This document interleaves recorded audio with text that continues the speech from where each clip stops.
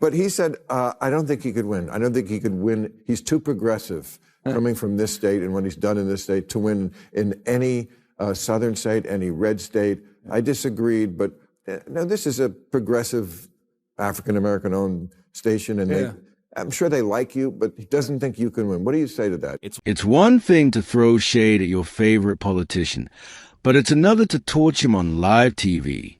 And that's exactly what Bill Maher just pulled off. Maher has never been shy about swooning over Gavin Newsom, but even is clearly fed up with the California governor's circus and isn't holding back anymore. On a recent episode of his show, the comedian and host ripped Newsom apart for his disastrous leadership of California. And it was brutal. Smash that subscribe button if you're hungry for more scorching commentary like this. Gavin Newsom is the governor of California, home to 12% of all Americans and 50% of all Mexicans.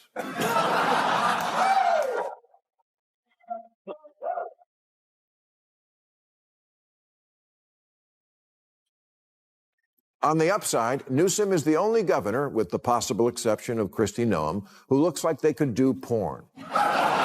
Did Bill Maher really just say that the highlight of Gavin Newsom's legacy is that he looks like he'd thrive in the adult entertainment industry? That's not just a jab. That's a knockout punch from someone who used to sing his praises. Imagine being the governor of one of the most powerful states in America only for your biggest achievement to be your looks fit for an X-rated movie. Of all the supposed accomplishments Newsom parades, Maher boiled it down to a parody-worthy career path. That alone speaks volumes about how badly California has been mismanaged under his watch when your number one fan roasts you like this. You know your political brand is circling the drain. I don't want to say... I don't want to say he really, really wants to be the guy who steps in if the current nominee goes down, but he gets an alert on his phone every time Biden can't think of a word. The downside is that governor of California is kind of like being conservator for Britney Spears. They'll attack him on California's homeless problem, but there's a response to that. The homeless can live anywhere, but they choose California. The truth is, California has practically rolled out the red carpet for the homeless.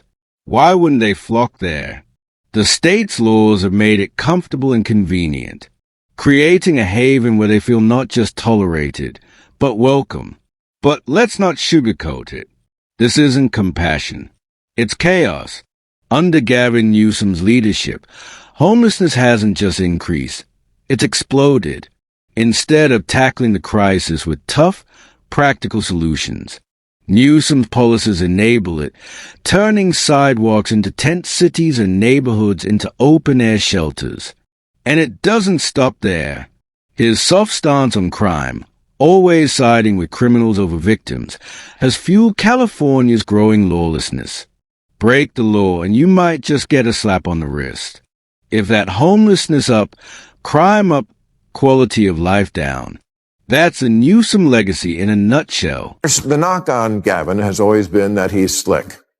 Yeah, you know what? I'm okay with that. I notice slick is something no one has been accusing Biden of lately. Do you want good at talking or don't you? Newsom is the best communicator in the party with a history of standing up to bullies, and his name lends itself to the best slogan since I Like Ike. I'm having Gavin. Finally, Bill Maher admits what many Californians have known all along. Gavin Newsom is nothing more than a slick politician. He's polished, smooth-talking, and charismatic on the surface. Underneath it all, empty words. Newsom has mastered the art of saying a whole lot of nothing. He's the king of political rambling, weaving long, flashy speeches that dodge the hard questions and distract from his failures. Sure, he can charm a crowd, but charm doesn't fix skyrocketing homelessness, rising crime, or collapsing quality of life. He is skilled at slipping out of sticky situations with carefully rehearsed rhetoric. But let's be honest, is that really leadership? Do we want a governor who promises the moon yet delivers dust? Californians deserve solutions, not sound bites. And if Maher, the man who once admired him, now calls him out, maybe it's time the rest of the country wakes up, too. I was on KBLA yesterday, with my friend Tavis Smiley. I'm an investor and a supporter of that station. And he said, who do you want for running president? I mentioned, I think you'd be good at the job. Not this year, we know. No, I know. But he said, I don't think he could win. I don't think he could win. He's too progressive coming from this state and what he's done in this state to win in any southern state, any red state. I disagreed, but no, this is a progressive African-American owned station, and I'm sure they like you, but he doesn't think you can. Anyone with a shred of sanity knows Gavin Newsom doesn't stand a chance at the presidency. Not after what is done to California. His record is a disaster that even the slickest PR campaign can't hide. Across the state, residents are fed up, openly complaining about the low depths to which he has dragged California. Once a hub for innovation, business, and prosperity, California is now a place companies are fleeing from in droves. Major businesses have packed up, taking jobs and opportunities with them, while high-profile individuals have also left, unwilling to deal with his reckless economic policies. Add to that a crumbling middle class and skyrocketing cost of living, and it's no wonder California's exodus is breaking records. And here's the kicker. Even many Democrats think he's gone too far. When leftist voters start calling you too progressive, you know your national ambitions are dead on arrival. Look at the swing states. There's only 8 of them. Right. Well, California is an interesting case study, isn't it? It's the size of 21 state populations combined. Yeah. 2/3 of the state is very deeply red. We don't need to be lectured on rural politics or border issues. I mean, in so many ways, these are familiar issues, and the issues of the heartland of the United States are very much a part and parcel of the work we're doing in this state. But look, I understand this notion that you're from the coast, you don't understand those things. You can't talk the language. You're not able to communicate, and you're not able to actually encourage and find that common ground. No, it's stuff like there's a new law in this. I think we have way too many regulations and laws, as we've talked about. And this one, I think, says if you're a department store with over 500 employees, you have to have a gender-neutral toy department. Stuff like... Hey, Bill Maher hits the nail right on the head. What's dragging Gavin Newsom down isn't just the homelessness crisis or the crumbling economy. It's the non-stop woke circus has been cheerleading. Voters across the country are tired of identity politics being shoved into every corner of their lives. And California under Newsom has become ground zero for it. The state has some of the wokest laws in America. And Maher pointed out one of the most absurd. Any toy store with more than 500 employees must have a gender-neutral department. Because apparently in Newsom's California, kids can't just play with toys. They have to make a political statement while doing it. As if we live in a world where people simply have no gender. This is a kind of neat AF policy that makes average voters roll their eyes and say, yeah, this guy could never be president. Too much government there. That's an interesting one because the department stores came to us supporting that. And they were the ones making a case for that. They were making a case they're already moving in that direction. Wanted you to make a law about them? Well, but they supported the legislation. It wasn't legislation that was enacted, that was initiated from my office, but it was legislation that came up with interesting support from the industry itself. But I understand how that's exploited, and good people can disagree. But that's not something we woke up and said, this is a top priority for the state, when we know the top priorities are homelessness, housing, the issues of crime, quality of life, and issues related to regulation and taxes, which are all top of mind. And that right there is a slick talk in action, the classic politician's trick, not accusing him of being blind to California's problems. Of course, he knows them. Everyone knows them. Homelessness is spiraling out of control. Crime is rising in major cities. Taxes are sky high and businesses are fleeing the state in droves. These issues aren't secrets. They are daily headlines. The problem isn't awareness. It's action. Knowing the house is on fire doesn't make you a hero. It's grabbing a hose and putting out the flames that matters. Yet, He hides behind smooth speeches and buzzwords, pretending acknowledgement equals leadership. It doesn't. Words don't build affordable housing, lower crime, or balance a budget. Action does. And California is still waiting. And good job this year making it rain. You're welcome. That was my legislative priority. It was looking bad there for a while, and we still don't have enough water in the Colorado River and all this stuff. Yeah. And then whenever I read 80% of the water goes to agriculture.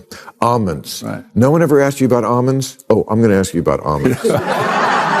Yep, you heard that right. Nearly 80% of the water produced in California is swallowed up by agriculture, and a huge chunk of that goes straight into growing almonds. Think about that for a second. This is a state notorious for its droughts, where wildfires rage almost every summer, where residents are constantly lectured to cut back on showers and lawns to save water. Yet, behind the scenes, billions of gallons are being pumped into almond orchards. Why? Because almonds are California's cash crop, and big agriculture has the political muscle to keep the water flowing their way. So, while ordinary Californians are told to ration like it's the apocalypse, corporate farms are soaking up the state's lifeline. The irony is brutal.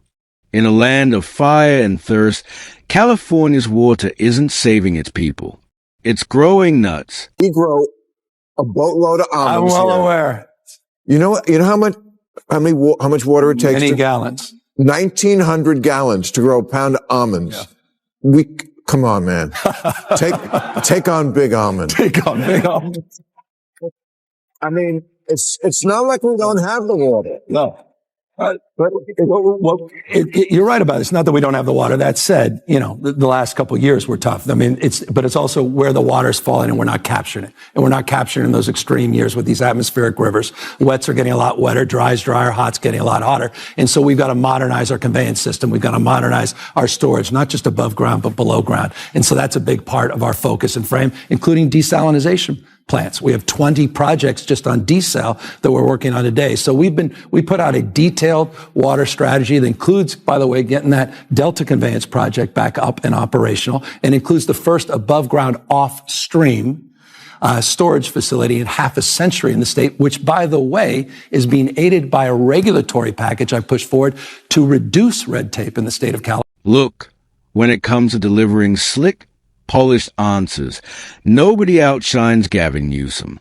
The man could sell sand in the desert with how smooth he sounds. Every press conference, every interview, he talks a big game. You'd think he's out there reinventing leadership, tackling problems with bold new solutions. But peel back the fleshy words, and the reality is far less impressive. He isn't solving the crisis Californians face daily. He's just mastered the art of political theater. Homelessness continues to skyrocket. Crime plagues cities. Businesses flee under crushing taxes. And yet, Newsom keeps talking like the state is thriving. It's a performance, not progress. The truth is, his greatest skill isn't governance. It's spin. And while speeches win applause, they don't fix streets, lower costs, or make Californians safer. Words can dazzle, but they can't deliver. You're good at this. I'm telling you, you're good at this job. Okay. But here's, I feel like the last couple of years, you've purposely picked this fight with the red states. I mean, DeSantis. But I don't want to live in the Civil War country. I agree with that. You know what? Well, but you seem like you purposely want to set up this dichotomy between, this is a blue state and that's a red state. Yeah. And I don't want to live in that country. I like Florida. I'm with you. And by the way, I like Florida as well. I like all these states. I completely agree. I don't want to have a state of mind that's a constant fight or flight. We've gone through so much. We've been polarized and traumatized. There's been a tough 5-6 years across the globe, not just in this country. That said, I'm not going to sit back and watch. You made the point just a moment ago in your monologue. You got folks out there trying to bring us back to a pre-1960s world. America in reverse, rolling back voting rights, LGBTQ rights, women's rights, not just access to abortion, but contraception.